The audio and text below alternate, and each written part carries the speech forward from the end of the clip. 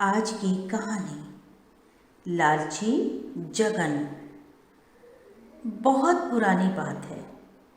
राजन और जगन नाम के दो दोस्त थे। राजन नेक और मेहनती लड़का था।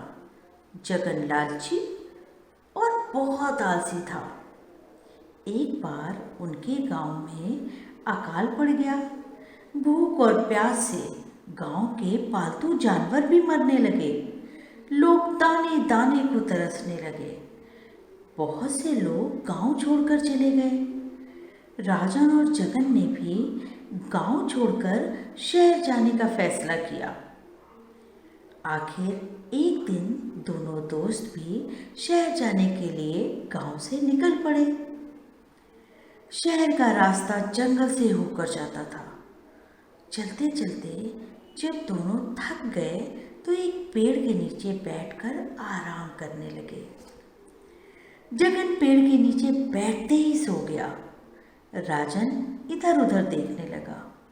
उसने देखा कि सामने पेड़ के नीचे एक साधु तपस्या कर रहा है। राजन उठकर वहां से गया। पास ही साधु की कुटिया थी। कुटिया बहुत गंदी थी। वहां बहुत सा कूड़ा करकट भरा हुआ था। राजन ने कूड़ा करकट साफ कर दिया। कुछ समय बाद जगन भी वहां पहुंच गया।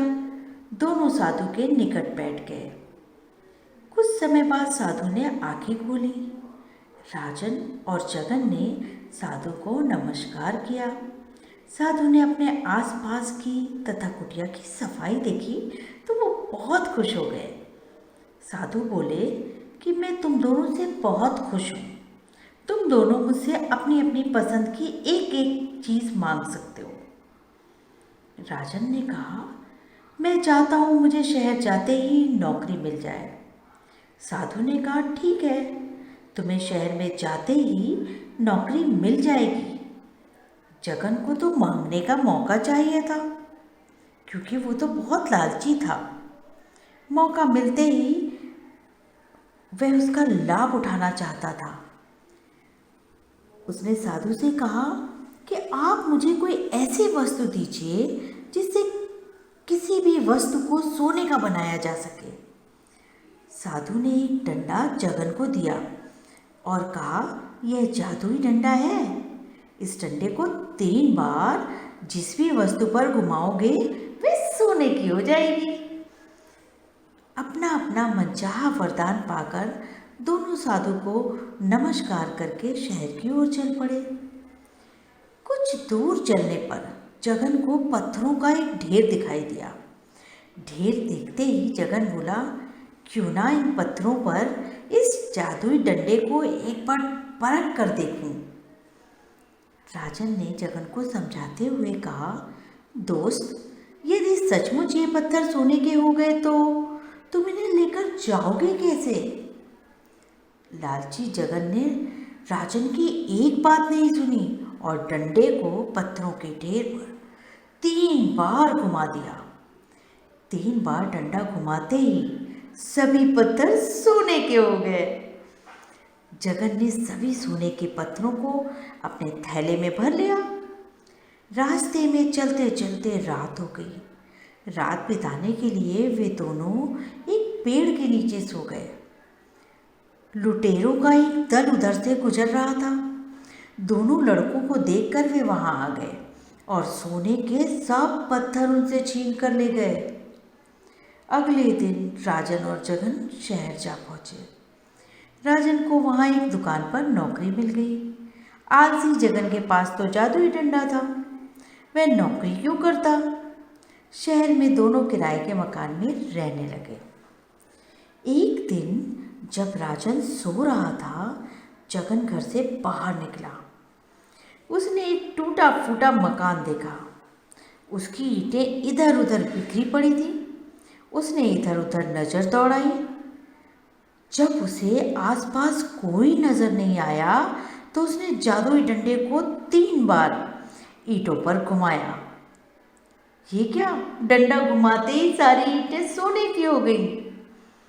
जगन भागकर घर गया और बोरी ले आया उसने फटाफट सोने की ईंटों को बोरी में भर लिया। बोरी को कंधे पर लाद कर जगन अभी कुछ ही दूर गया होगा कि उसे एक सिपाही ने पकड़ लिया। सिपाही ने जगन की बोरी खुलवा कर देखी तो बोरी में सोने की ईंटों को देखकर सिपाही ने उसे चोर समझा और पकड़कर राजा के पास ले गया। राजा ने उसे कारागार में डाल दिया।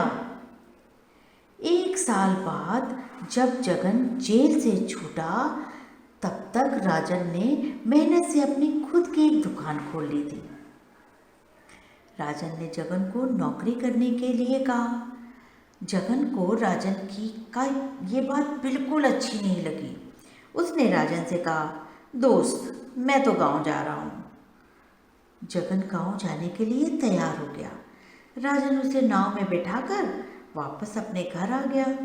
जगन ने सोचा, मैं इतने समय के बाद अपने गांव जा रहा हूँ, मेरे पास कुछ भी नहीं है।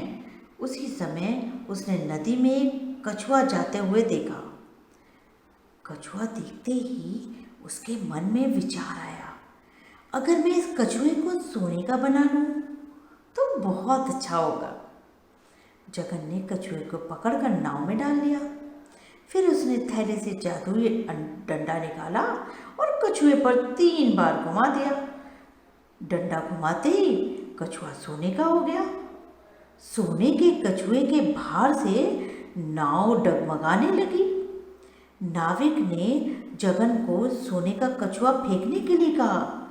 जगन ने कछुआ फेंकने से इनकार कर दिया।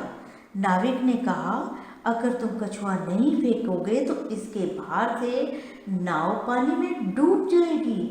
हम भी और तुम भी दोनों लोग मर जाएंगे। जगन ने कछुआ फेंकने से फिर भी इनकार कर दिया। जगन का इनकार सुनकर नाविक को बहुत गुस्सा आया। उसने जगन को कछुए के साथ साथ नदी में ढकेल दिया।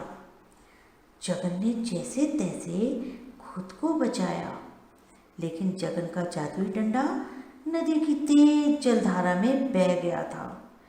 अपने लालच के कारण जगन गांव से जिस हाल में निकला था उसी हाल में वापस लौटा।